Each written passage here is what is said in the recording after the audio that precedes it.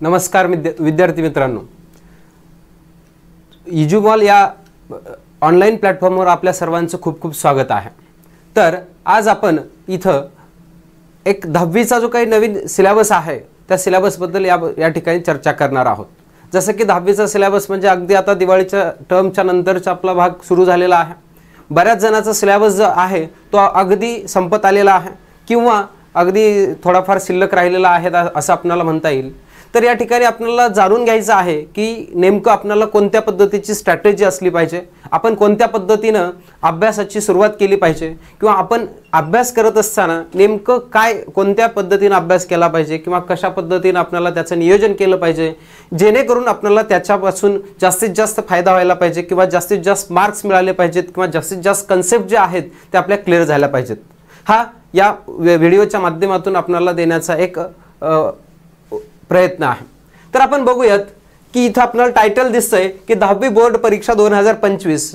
अगदीच पाहायला गेलं तर करंटमध्ये न्यूज आपण बघितलेली असेल सर्वांनीच की या वर्षीच्या ज्या काही 10वी बोर्ड 2025च्या परीक्षा आहेत ती दरवर्षी जसं की आपल्याला माहिती आहेत 1 मार्च 2 मार्च महिन्यामध्ये किंवा मार्च महिन्याच्या पहिल्या वीकमध्ये सुरू होतात।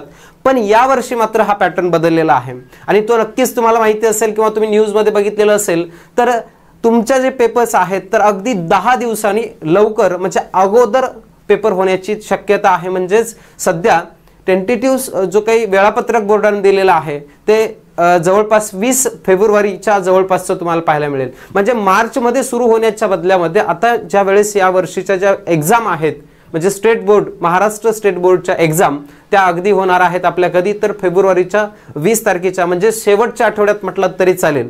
म्हणजे 10 दिवस आपल्यासाठी अगोदर परीक्षा येणार आहेत। त्यामुळे अगदी खूप कमी दिवस आपल्याकडे शिल्लक राहिलेत असं म्हणायला काही हरकत नाही। मग त्यामुळे आपल्याला योग्य नियोजन करणं हे गरजेचं आहे। तर मग आपण बघूयात काय प्लॅनिंग असली पाहिजे आपल्याला जेणेकरून आपल्याला जास्तीत जास्त त्याच्यामधून कमी वेळेमध्ये आउटपुट जास्त काढता यायला पाहिजे या दृष्टीने आपण बघणार आहोत। 10वी बोर्ड परीक्षा 2025 यामध्ये आपण मेजरली महत्त्वाचा असा गणित या विषयाचा भाग बघणार आहोत। या गणित विषयाच्या भागामध्ये नेमकं बोर्डाचा पेपर जो असणार आहे तो पेपरचा आराखडा नेमका कसा असणार आहे त्याच पद्धतीने जे आपल्याला सिलेबस आहे सिलेबसमध्ये गणित भाग 1 आणि गणित भाग 2 असे 2 पेपर्स तुम्हाला होणारच आहेत। सोबतच तुम्हाला या 2 पेपर्समध्ये वेटेज कशा पद्धतीने असणार आहे किंवा या पेपर्समध्ये तुम्हाला चॅप्टर्स नुसार कशा पद्धतीचं वेटेज असणार आहे, चॅप्टर्स कोणत्या चॅप्टर्सला किती मार्क्स आहेत या सर्व जे नियोजन असणार आहे ते अगदी व्यवस्थित तुम्हाला करून पेपरला जाण्याची गरज आहे। मग ते आपण या व्हिडिओच्या माध्यमातून आपण बघूयात। आपल्याला माहिती आहे तर गणित भाग 1 आणि गणित भाग 2 असे आपल्याला 2 पेपर्स आहेत आणि या 2 पेपर्सचा जर म्हणजे बघितलं आपण तर साधारणतः 40 मार्क्स आणि 40 मार्क्स असे 80 मार्क्स हे टोटल तुम्हाला रिटन एक्झामसाठी तुम्हाला पेपर्स असणार आहेत। आणि त्या 80 मार्कांपैकी तुमचा जो पेपर तुम्हाला मिळणार आहे त्या पेपरमध्ये नेमकं काय काय असणार आहे ते तुम्हाला अगदी पहिल्यांदा माहिती असणं गरजेचं आहे। तर इथं आपण पहिल्यांदा बघतोय की पेपरचा नेमका आराखडा कसा आहे। आराखडा म्हणजे प्रश्न क्रमांक किती आहेत, त्याच्यामध्ये प्रत्येक प्रश्नाचं वेटेज किती आहे, कोणता प्रश्न आपल्याला कशा पद्धतीने विचारला जाणार आहे या सगळ्या गोष्टी तुम्हाला अगोदर माहिती असणं गरजेचं आहे। आता तुम्ही करंटली आता टर्म म्हणजे फर्स्ट टर्मचे पेपर सोडवलेच असतील म्हणजे दिवाळीमध्ये ज्या पेपर झालेले आहेत आपल्या शाळेमधले ते 40 मार्कचे असतील तुम्हाला आणि तुम्ही अगदी अभ्यास करून अगदी चांगल्या पद्धतीने सोडवलेले असतील आणि त्याचे मार्क्स देखील आता तुम्हाला शाळा सुरू झाल्यानंतर कळतीलही किंवा काही जणांना कळालेलेही असतील। तुम्ही अगदी छान पद्धतीने अभ्यास करतही असाल आणि तुम्हाला चांगला अभ्यास जर करत असाल तर तुम्हाला मार्क्स पण चांगले मिळणार आहेत। पण त्या पेपर्समध्ये नेमकं तुम्हाला प्रश्न किती प्रकारचे होते किंवा किती प्रश्न होते हे तुम्हाला माहिती असणं गरजेचं आहे। तर आपल्याला एकूण 5 प्रश्न असतात। गणित भाग 1 असेल किंवा गणित भाग 2 असेल, दोन्ही जे पेपर्स असणार आहेत तर त्या दोन्ही पेपर्समध्ये तुम्हाला एकूण 5 प्रश्न असणार आहेत। मी एका पेपरच्या अनुषंगाने सांगेन अगदी त्याच पद्धतीचा भाग गणित भाग 2 किंवा गणित भाग 1 साठी पण सेमच असणार आहे। त्यामुळे तुम्ही काळजीपूर्वक हे तुम्ही वहीमध्ये किंवा पुस्तकामध्ये देखील हे मार्क्स आणि कोणत्या प्रकारचा प्रश्न तुम्हाला असू शकतो हे तुम्ही लिहून घेणं गरजेचं आहे। आणि या व्हिडिओच्या माध्यमातून तुम्हाला बऱ्याच गोष्टी माहिती होतील त्यामुळे व्यवस्थित लक्ष देऊन तुम्ही व्हिडिओ बघणं गरजेचं आहे। तर आता पहिल्यांदा प्रश्न आहे प्रश्न क्रमांक पहिला, त्याच्यामध्ये 2 सब क्वेश्चन्स म्हणजे उपप्रश्न असतात। 2 क्वेश्चन्स असणार आहेत त्याच्यामध्ये क्वेश्चन नंबर फर्स्ट ए आणि क्वेश्चन नंबर फर्स्ट बी या प्रकारचे क्वेश्चन्स असणार आहेत.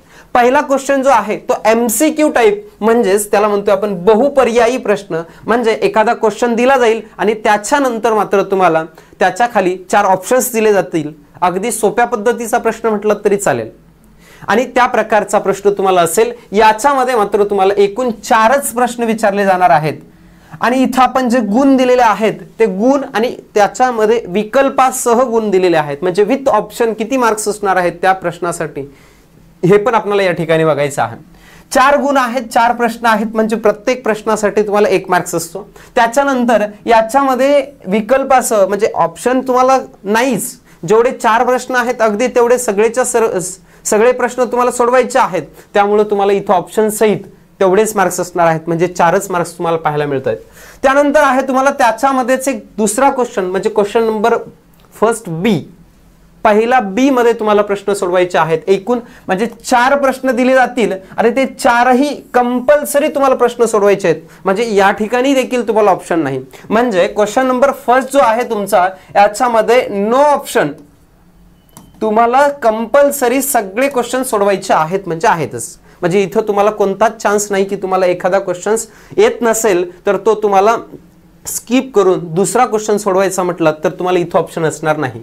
म्हणजे इथं देखील 4 उपप्रश्न असणार आहेत अगदी सोप्या पद्धतीचे. म्हणजे जवळपास तुम्ही म्हटलं तर 1 लाइनर क्वेश्चन्स या ठिकाणी पाहायला मिळतात आणि हे देखील तुम्हाला 4 गुण. इथं ऑप्शन नाहीत म्हणून गुण आणि विकल्पासह गुण, विथ ऑप्शन आणि जे काही मार्क्स आहेत, मार्क्स आणि विथ ऑप्शन्स असलेले मार्क्स या दोघांमध्ये फरक असणार नाही. इथं देखील 4 आणि इथं देखील 4 तुम्हाला पाहायला मिळेल.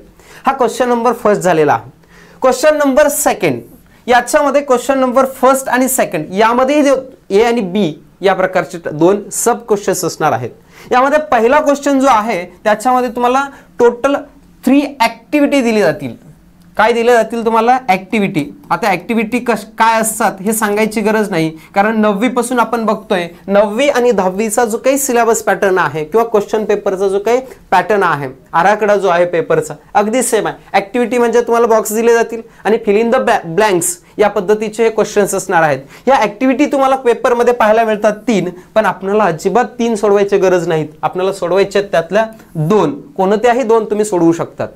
आणि हे मुख्यतः आपण बघतोय कशासाठी तर हे पेपरचा आराखडा असेल किंवा पेपर पॅटर्न जो आहे हा सुरुवातीला मी या पहिल्या लेक्चरच्या माध्यमातून तुम्हाला सांगण्याचं मुख्य कारण म्हणजे तुमचा टाइम मॅनेजमेंट हे महत्त्वाचं आहे.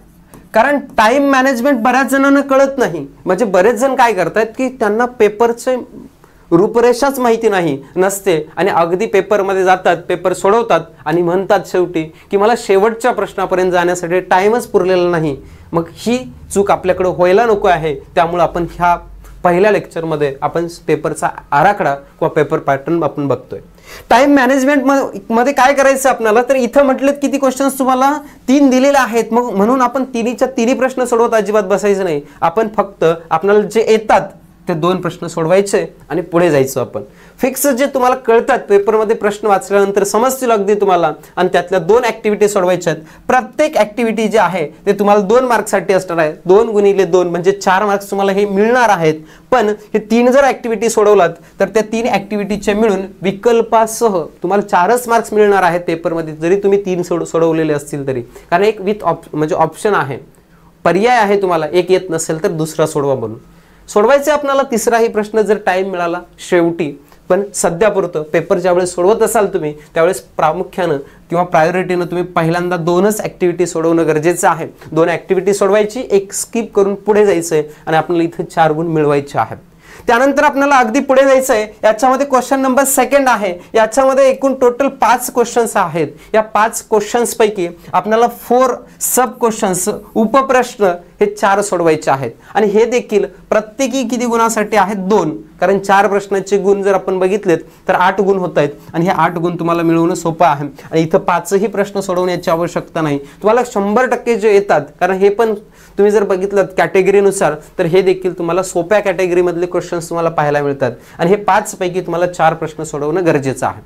लक्षात येतं. आपण प्रश्न क्रमांक 1 आणि प्रश्न क्रमांक 2 बघितलेला आहे. चला तर आपण आता पुढच्या प्रश्नांबद्दल देखील चर्चा करूयात.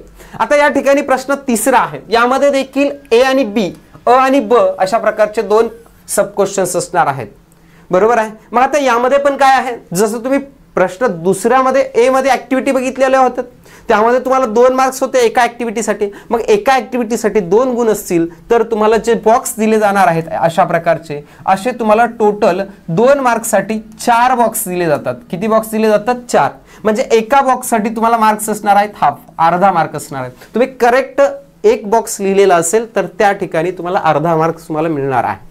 मग अगदी त्याच पद्धतीनं इथं क्वेश्चन नंबर 3 मध्ये प्रश्न तिसऱ्यामध्ये टोटल 2 ऍक्टिव्हिटी दिल्या जातील. 2 ऍक्टिव्हिटी म्हणजे 2 तुम्हाला कृती दिल्या जातील. सेम त्याच प्रकारचा प्रश्न म्हणजे अशा पद्धतीचा बॉक्स टाइप दिले जातील तुम्हाला आणि त्याच्यामध्ये तुम्हाला फिल इन द ब्लँक्स करायचं आहे. म्हणजेच तुम्हाला त्या 2 ऍक्टिव्हिटी पैकी एक ऍक्टिव्हिटी हे कंपल्सरी सोडवणं आहे.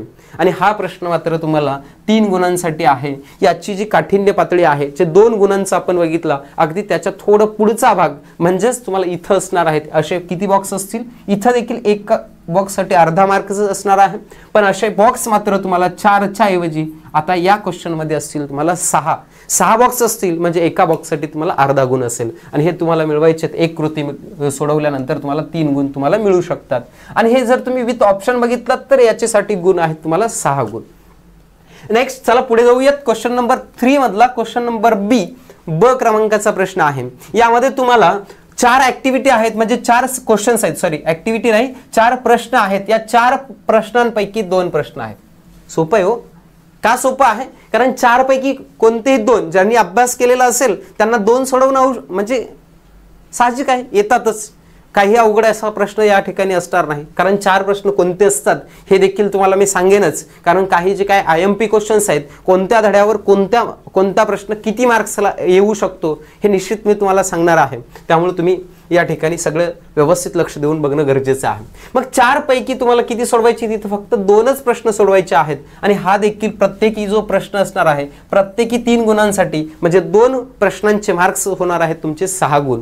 आणि टोटल जर तुम्ही बघितलात विकल्पासह म्हणजे हे टोटल आहेत 12 मार्क्स. 12 पैकी तुम्हाला 6 गुण घ्यायचे आहेत. त्यानंतर आहे प्रश्न क्रमांक 4. याला तुम्ही स्टार म्हटलात तरी केलात तरी चालेल आणि खूप साऱ्या डबल स्टार केलात तरी चालेल. कारण हा जो प्रश्न आहे हा तुम्हाला थोडा डिफिकल्ट लेवलचा असणार आहे. आपल्या पेपरचा पॅटर्न जर बघायचा प्रयत्न केलात तुम्ही तर या पेपरच्या पॅटर्नमध्ये तुम्हाला 3 पार्ट्स असतात. 3 प्रकारचा भाग असतो. 3 प्रकारचा म्हणजे कोणता? पहिला भाग असतो तो म्हणजे एकदम इझी असतो आणि त्याच्यामध्ये याचा पर्सेंटेज आहे 40%. 40% जो भाग असणार आहे अगदी सोपा असतो. जे मुलं ज्या विद्यार्थ्यांना पास व्हायचं आहे अशा विद्यार्थ्यांसाठी हे प्रश्न यायला पाहिजेत, या प्रकारचा भाग तुम्हाला इथं पाहायला मिळेल. दुसरा भाग जो आहे दुसरा मीडियम असणार आहे, मध्यम लेवलचा पेपर असणार आहे. हा देखील 40% वेटेजचा असणार आहे. हा मध्यम असणार आहे. मध्यम म्हणजे जे ॲव्हरेज मुलं आहेत त्या मुलांना या प्रकारचे प्रश्न सोडवता यायला पाहिजेत, यासाठी हा पेपरचा पॅटर्न असणार आहे. आणि तिसरा आणि महत्त्वाचा म्हणजे आपल्या प्रश्न क्रमांक 4च्या अनुषंगाने महत्त्वाचा आहे आणि हा मात्र असणार आहे याची लेवल असणार आहे हार्ड. हा बोर्डाने ठरवून दिलेला म्हणजे पॅटर्न आहे. हा 20% असणार आहे. हे आता मी कसं सांगेन तुम्हाला बघा, थोडा अवघड असणार आहे. म्हणजेच अवघड म्हणण्याच्या ऐवजी ज्या मुलांना चांगला अभ्यास असणार आहे त्यांना अवघड असणार नाही. परंतु अवघड का वाटतो बऱ्याच मुलांना याच्या मागचं कारण आहे. कारण हा क्वेश्चन बोर्डानेच ठरवून दिलेला आहे. आउट ऑफ टेक्स्ट बुक आहे. आउट ऑफ टेक्स्ट बुक इथं विचारण्याचे चान्सेस आहे. हे बोर्डाच्या मनावर आहे. कारण महाराष्ट्र बोर्ड जे आपल्याला SSCचं बोर्ड आहे त्या बोर्डाच्या मनावर आहे. त्याला जर वाटलं पुस्तकामधले द्यायचे तर देऊ शकतो. जर त्याला वाटलं पुस्तकाचे आउट ऑफ टेक्स्ट बुक म्हणजे पुस्तकाच्या बाहेरचे म्हणजे दुसरीकडचे कुठले तर उचलून आणून इथे टाकणार आहे का, म्हणजे 12वीचे वगैरे किंवा त्याच्या पुढचे, असं अजिबात नाही. जे तुम्ही शिकलेलं आहे अगदी त्याच पद्धतीच्या भागावर म्हणजे नवीन प्रकारचे प्रश्न असू शकतात. त्यामुळे ज्या विद्यार्थ्यांचं अंडरस्टँडिंग व्यवस्थित झालेलं आहे, ज्या मुलांचं आकलन व्यवस्थित झालेलं आहे ते मुलं मात्र 100% हा प्रश्न सोडवतात. आणि ते मुलं हा क्वेश्चन नंबर 4 व्यवस्थित सोडवतात, ज्याची अंडरस्टँडिंग अगदी व्यवस्थित आहे, ते मुलं मात्र या गणित या विषयामध्ये मॅथमॅटिक्समध्ये आउट ऑफ मार्क्स म्हणजे 100 आउट ऑफ 100 मार्क्स हे साहजिक 100% घेऊ शकतात. ज्या मुलांना हा प्रश्न मात्र जमणार नाही, याच्यामध्ये मार्क्स कमी होणार आहेत, त्या मुलांचा मात्र आउट ऑफ मार्क्स पासून ते वंचित राहणार आहे.